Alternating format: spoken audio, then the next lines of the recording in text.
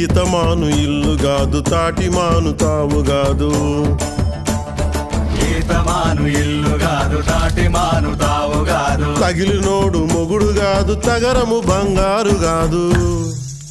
అందుకే మాట వినాలి గురుడా, మాట వినాలి, మాట వినాలి, మంచి మాట వినాలి. ఆకులేని అడవిలోన అరే మేకలన్నీ మేయవచ్చు. సద్దులేని కోనలోన కొండ చర్య కులావచ్చు. మాట దాటిపోతే